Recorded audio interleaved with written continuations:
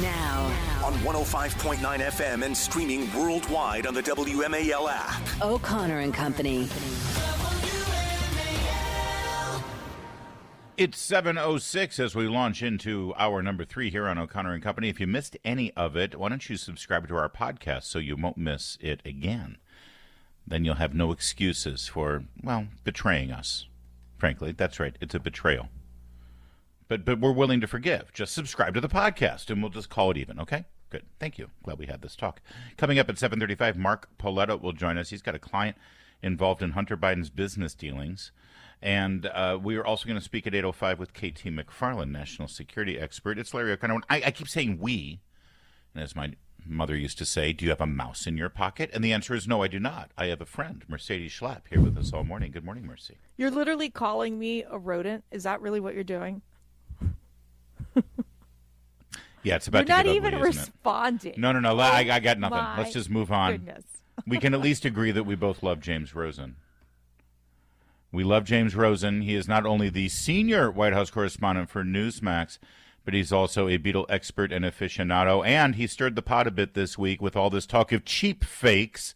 Here, take a listen really quickly with this exchange with Karine Jean-Pierre. Go ahead, James. Of American voters who are telling pollsters repeatedly for years now that they have serious concerns about this president's cognitive fitness are being misled by cheap fake videos? Is that I'm saying that there have been, in recent weeks, there have been cheap fakes videos that have been fact-checked. They've been fact-checked by conservative media as well to say that these videos are false. They're purposefully being altered. So he's That fine. is, So he's that fine. is, look, He's fine. the president has done more. That was the key moment. All right, let's get him on here. James Rosen, your follow-up was good. So you're saying he's fine. He's fine. There's no problem with him. He's fine. And she didn't really answer that, did she, James? By omission, and rather tellingly, Larry and Mercedes, good morning. Great to be back with you. I offered Ms. Jean-Pierre, the White House press secretary, 3 opportunities just to tell us that President Biden is normal or fine. And she declined all of those opportunities.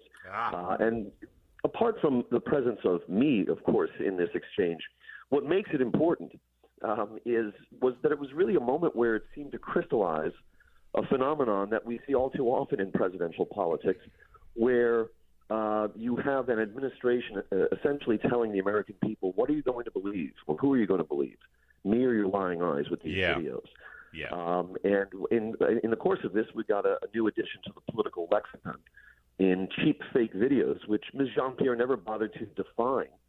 I think the inference was left for those of us who are on the other side of the podium to draw that cheap fakes are efforts to manipulate a video, let's say, without much time or resources being invested into it, so that it let's say, all you're doing is cropping the video on the right side or maybe playing it only until a certain point or only after a certain point, and to be distinguished from deep fakes where great time and resources are put into it and you can't even tell that it's a fake. That's my interpretation anyway, but the question is whether this is floating with the American people in this election cycle. I find this to be such curious behavior coming out of the campaign and out of the administration. You would think that when they're spending their time trying to defend or spin these videos, they're playing defense. What's your sense as to, like, how did this come about that they're calling this cheap fakes? I mean, it's very clear. I mean, you have MSNBC, you have all these, extreme far left media channels just saying the same thing that Karine Jean-Pierre is saying. This took shape in a Washington Post article, and then I think that used that term. And then in the particular White House press briefing from which we just played that excerpt, there was a reporter, I don't know who, in the front couple of rows, who asked Jean-Pierre the question in a very favorable way, in essence saying that there has been a rash of deceptively edited videos circulated by conservative forces. I'm paraphrasing the question, but the idea that these videos have been deceptively edited was embedded in the premise of the question.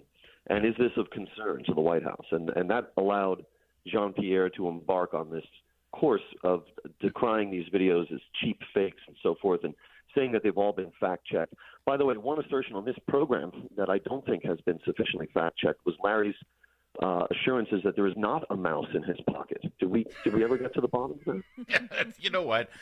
I hope we would move on from that, James, and we shall. But just so everybody understands what we mean by cheap fake, so let me just throw this out, because you're in the middle of this. You're hearing the explanations. So, for instance, hypothetically, if there was a photograph of a mounted border patrol officer who was actually doing his duty and making sure that everyone was safe and orderly down at the border, and a picture of a Haitian illegal immigrant was caught in action with one of the Border Patrol agents' horse's straps sort of flowing in the air at that moment. If the White House suggested that that Border Patrol agent was whipping the Haitian migrant, that would be an example of a cheap fake, right? Taking a photograph that is unaltered, but then telling a lie about that picture that doesn't actually describe what's going on. Again, this is all hypothetical, but that would be an example, would it not? Well, you said at the outset that I was in the middle of this hearing the explanation, and as I cautioned at the outset, there was no definition offered by Ms. Jean-Pierre or the White House as to the definition of what constitutes a cheap fake. I would imagine that it would, in order to meet the whatever vague and elusive definition we're working under here, that in order to meet it, it would have to amount to more than just telling a lie about a video that you're seeing, but somehow playing the video in a way that doesn't allow the viewer to see the full context of what's going on. Now, look, in historical context, that was alleged from some quarters, and certainly by the defense counsel, in the Rodney King case back in Los Angeles in 1992, where there was a video captured of police officers attacking Rodney King. And the defense tried to say, hey, you didn't see what happened before the video started rolling. I don't know if that would make it a cheap fake, but in any case, to Mercedes' point, sure, they're playing defense when you're explaining you're losing in politics. Yeah. And it wasn't where Karine Jean-Pierre wanted to be. And I have to caution again that I wasn't called on to ask the question that you heard. I had to practice the art of interjection. I was wondering how you got up there, because beautifully. they've been blocking you out. Yeah. But and, we do what we can. James, there was another video that came out late last night about Biden arriving to the beach, and then where he's, he needs a week for debate prep apparently, and having difficulty getting into the Suburban. He looks. I mean, we can't. The videos are not lying. They're not lies. You know what I mean? Do the other reporters kind of get a sense that things are as bad as everyone else think they are in that White House? Yes, but the truth of the matter is that you don't need a White House hard pass, such as is possessed by and swiped daily by all members of the White House Correspondents Association or all members of the press corps who go to the White House every day and cover the president. You don't need a White House press pass in order to be able to observe the difficulties of the incumbent. And I think if you look at this, in long-term historical perspective, and maybe with a political scientist's eye, the Biden presidency is going to be fascinating to historians for a long time to come, not just for those who are political scientists or historians, let's say, who are focused on legislative victory as the key emblem of a successful presidency, but because of what we will learn after Mr. Biden has left office about the vast edifice of misdirection and disinformation and perhaps outright deception that was employed with only middling results, because we all see what we see, to prop up the idea that Mr. Biden, without saying so explicitly, is just fine. I think you'll find that edifice dwarfs those that existed under FDR and JFK and the concealment of their health difficulties, again, only with middling results. And this will first trickle out in the form of memoirs, where people are paid money to write tell-all books, and they will disclose what they refused to disclose during Mr. Biden's presidency about this. And then eventually it'll come out through FOIA and ultimately through archival releases, where we will learn more and more about the infirmities, what was going on behind the scenes, and what people knew about this and when. You're right, James, and it should be noted, and we will continue to note it, I did earlier this week, that you were the first White House correspondent to actually raise this issue directly with Joe Biden in one of his very few press conferences, and for that, you've been excommunicated and can only get a question in when you force your way in, but that's why you're the senior White House correspondent for Newsmax, because you do a great job, James, and we appreciate you joining us always. Is that a mouse in my pocket? What is that right now? You hear that? I'm not going to use that phrase. Thank you, Larry. That was very gracious of you. There is that. You're very welcome. It's always good to have you. Am I the only one who heard that all the time? I would say, hey, are we going to do this? Are we going to do that? Are we going to? And then I would say, what have you got a mouse in your pocket? Am I the only one who heard that growing up? That's a very, I'm Cuban. We don't use any of those. It's a Midwestern thing, I suppose. Yeah, it must be. Yeah, that's true. Thank you, James. I'm going to find a way to say it to my sons. I'm just going to find any pretext, and just today it's going to get said to each of them. And your wife will immediately call the exterminator. WMAL. Making sense of the news. Live from the Home Paramount Pest Control Studios. Home Paramount, the leader in pest control since 1939. On the next Vince Coglianese show, the big story that the media absolutely refuses to tell you about today, we've got it 3 o'clock here on WMAL.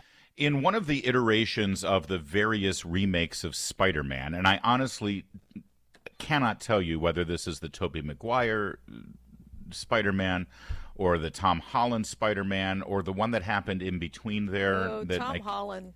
I like him. Yeah, he's good. He makes a good Spider-Man. And the girls like him. Do your daughters have crushes on Tom Holland? My daughters. Yeah, same. Well, I'm not sure which one, but there is a scene where the people of New York, sort of rise up against the bad guy and protect Spider-Man. It's like, hey, that's Spider, you can't do that. And then New Yorkers all go after the villain, and it's very humorous because you don't mess with New Yorkers, right? This is one thing we've learned is you don't mess with New York, and that sort of played out in real time when a woman saw an accused illegal immigrant child rapist on the streets in New York. They had it was at a grocery store, and there was these police artist, sketches put up saying, "Hey, this is a man wanted for child rape. If you see him, call the police. See something, say something." Well, a 23-year-old woman spotted this Ecuadorian, and she did more. Angela Soretti did more than just say something. She did something. She grabbed the guy and put him in a headlock. Yes. Other people in the grocery store saw what was going on. They jumped in and they helped her, and they started beating the guy up. Yeah, they're like, there's nothing to explain, because you kept saying, let me explain. And yeah. I'm like, there's nothing to explain. You're a rapist. You're a rapist, and I'm going to come. It was great, and they did eventually call the police. He tried to get away from the crowd by hiding underneath a car, but the New York Police Department dragged him out from under the car. But he was screaming, "Help, help, help." And this girl told him to shut up. This 23-year-old, Angela, she should get the key to the city. It's fantastic. Oh, no kidding. Gosh, That's amazing. Run for mayor. It's a beautiful thing. And by the way, she's tougher on crime than Alvin Bragg, the DA of New York, is. Yes. A DA of Manhattan who is really just interested in spending money locking up Donald Trump instead of going after an illegal immigrant child rapist. But he never would have been apprehended if it weren't for this woman first spotting him, putting him in a headlock in the grocery store, and then a bunch of other people jumping on board and starting to, beat him up while they called the police so that they could take care of him. This is what America does. This is what America needs to do. Well, and maybe we shouldn't allow for illegal aliens to come through our southern border and, especially when they're committing these atrocious crimes against children and women. It's horrific. That would be a novel approach. Yeah, wouldn't that be novel? It's 7:21. Now. On 105.9 FM and streaming worldwide on the WMAL app. O'Connor and Company. It's 7:36. It's O'Connor and Company. Thanks for tuning in here. Busy Thursday morning ahead of us. Coming up, we're going to speak at 8:05 with K.T. McFarland about what's going on with Israel, North Korea, Russia, and other major fires that just seem to pop up during the Biden administration. I'm Larry O'Connor alongside Mercedes Schlapp. Good morning, Mercedes. Good morning, Larry. We're joined now by a friend of the program, Mark Paoletta, who has a fascinating story to tell about some clients of his that apparently witnessed quite an interesting host of interactions between the Biden family and certain interests in the Communist Party of China. Thanks for joining us, Mark. Larry, thanks for having me on. Mercedes, good morning. So lay this out for us, because this has to do with business dealings with the Chinese fund, Harvest. And just to be clear, if you're doing business and you're a Chinese national, by definition, you have some kind of relationship and blessing of the Communist Party in China. You're only allowed to engage in foreign business affairs with the communists giving you permission, right? 1,000%. If you're doing business in China, you're part of the Chinese Communist Party. That's right. 100%. Yes. So tell me about your clients and what did they witness? What story do they have to tell? And I hope you're protecting them.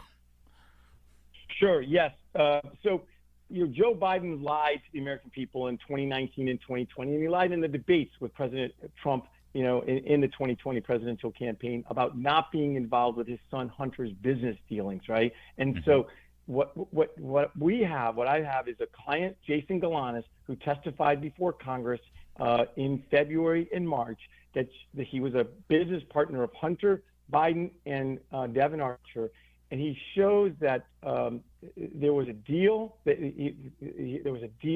that Hunter and Devin and Jason were trying to do with this Chinese fund called Harvest Fund Management, which is kind of like the Fidelity of China.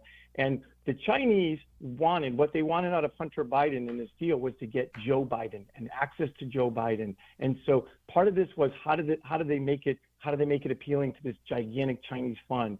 And so there's an email that Jason produced. It was a draft email that says to for the chairman of this fund, Henry Zhao, please remind Henry of our conversation about a board seat for a certain relation of mine. Devin and I golfed with that relation earlier last week, and we discussed this very idea again. And as always, he remains very, very keen on the opportunity.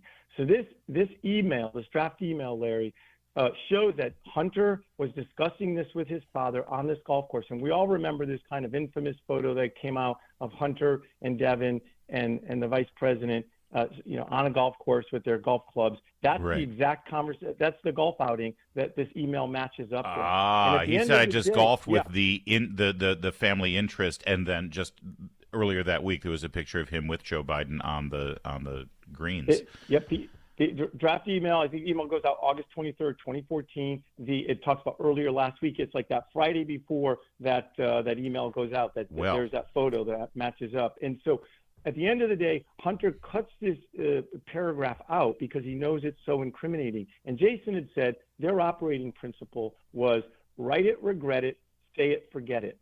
And so that was the Biden sort of plausible deniability. But it shows up in this draft email that was confirmed by Devin. Devin sent this email, this draft email to Jason saying, this is how we lean into this deal, Jason. And, he's part of that conversation, Devin, and he's confirming the contents of it. And so I'm hoping that President Trump brings this up because this is document evidence during his vice presidency of him working with his son to help him close deals with the Chinese. Mark, let me ask you, how did y'all figure out that Hunter deleted the incriminating paragraph, number one? And number two, where does this email go in addition to what's happened with what they've uncovered in the House committee? Obviously you would think the Department of Justice would be looking into this, of course. Well, so in terms of the deletion, Mercedes, we see the draft email that Devin sent to Jason, okay, and that's what was turned over to the committee. We see the final version that Hunter sent with that paragraph excised. And again, it's not surprising. They were very, very careful, right? The Bidens about putting stuff in writing. So that's how we see it. Nobody's questioned it. It came out several months ago with this committee. With all the sort of scandals on the Biden, it kind of gets lost. And that's why I put it back up because I want the president, I want his team to focus on this thing. Now, you talk about the Department of Justice. The Department of Justice is a joke, right, with respect to the Bidens. And that's been the problem, right, even with all these congressional investigations. I was a congressional investigator for 10 years. If you don't have, when people lie to you, when people don't cooperate with you, if you don't have the Department of Justice enforcing the law, it's a problem. And so this actually connects up with the recent story in Breitbart about how the Biden lawyers in 2016, when they were investigating Hunter and Devin and Jason, wrote to the SEC saying, please keep this under wraps, this investigation, because his father is the vice president. So, my view is the Department of Justice, it goes completely soft, does not do anything. And all of these, they let the statute of limitations run on millions of dollars of tax liability on Hunter. So I'm just hoping there's several other examples that Jason provided to the committee of Joe Biden helping his son do business with Russian oligarchs and Chinese companies. Well, and it should also be pointed out, just so everyone knows the record, your client, Jason Gallant, he has been sentenced to a prison term because of fraudulent behavior with regard to an Indian tribe, if I remember right. I'm doing it off the top of my head, along with Devin Archer, who has also been convicted of fraud. It's like everybody Hunter Biden gets in business with ends up being a convicted felon. Yeah, so Jason, you're exactly right, Larry. Jason pled guilty to, it was called the tribal bonds scheme. But here's the thing, right? He pled to it in 2016, 2017, and then it was resentenced in 2019. But the one person who was involved, who benefited from some of these tribal bond fund money went into Hunter Biden's account is Hunter Biden. Hunter Biden was never charged. Devin Archer was.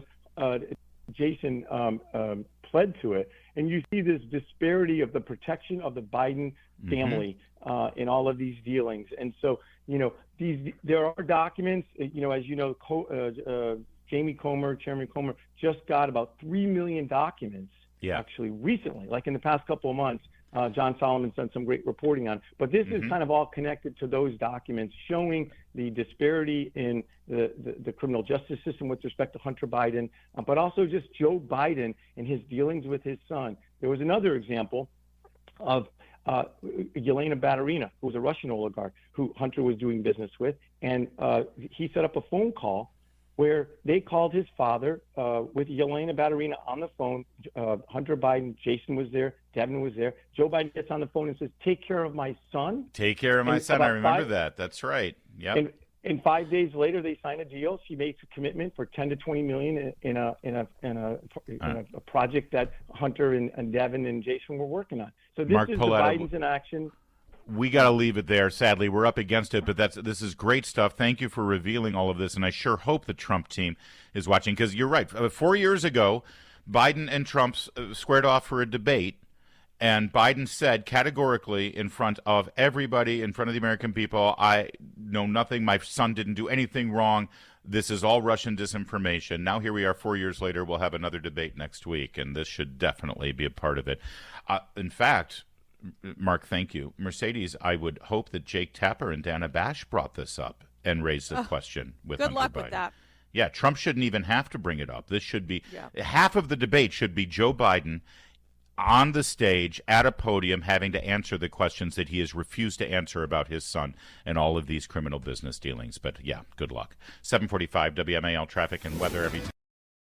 What's with the heat? Well, I can answer it succinctly for you. It's bad and it's going to get worse. But maybe we should get more details than that. I thought you were going to say global warming or climate change or something like that. No, I wouldn't even go there. I'm more concerned about what's going on today.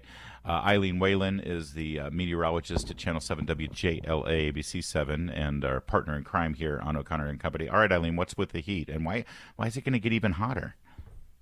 Well, you can thank a big ridge of high pressure. Today is going to be the third day in a row with highs in the low 90s. By the way, guys, happy first day of summer. Summer solstice today occurring at 4:50. Maybe go and get an iced coffee. I hear there's some free iced coffees at one local coffee shop today. So get out and enjoy. As we head into the next few days, though, guys, we're really going to see not only the temperatures climb, but humidity levels are going to be climbing as well. So the really intense heat is going to come this weekend. And I know this is the time of year. Everybody has those outdoor weekend plans. So this is dangerous heat. It really is, because high temperatures are going to get close to 100 degrees. That's just the air temperature. By the way, if we reach that century mark at Reagan National either Saturday or Sunday, it'll be the first time since 2016. And then, guys, when you factor in the humidity, feels like temperatures are going to be, close to 105. So I do think the National Weather Service will issue some heat advisories heading into the upcoming weekend. And then we're in the 90s heading into next week. We do have the chance for a few cooling rain showers Saturday, maybe a little better chance on Sunday and Monday as a little weather front slides through. But, the heat really the big story, and you need to take it serious. I know a lot of us are like, it's hot, but it really can become an issue, especially when we have this prolonged nature of it. Yeah. Wow, it's crazy, and it's again on the first day of summer. It's important to point out how hot things are getting, and even hotter this weekend. Do we know what the record is, by the way, since we're getting close to 100? Yeah, so the record actually at Reagan National is 100 on Saturday, and it's 98 on Sunday. So I'm pretty confident we are going to at least tie, if not break, record high temperatures heading into the upcoming weekend. And then, next week it looks like we're in the 90s all week long. I think the hottest day next week is going to be Wednesday. And then by next weekend, I think the pattern kind of starts to shift a little bit, which will be a welcome change. But, definitely check on your neighbors, making sure everybody has air conditioning. And if not, referring them to maybe WJLA.com, where we have a list of cooling centers. So take it easy, enjoy the outside fresh air, early in the morning when the temperatures are in the 60s and 70s. And with the sun coming up, around 5:45, plenty of time to do that early on in the day. All right, EILEEN WHELAN, WJLA, thanks for joining us on that. And I know you got to get to a TV report, so we'll leave it there. It's 7:53.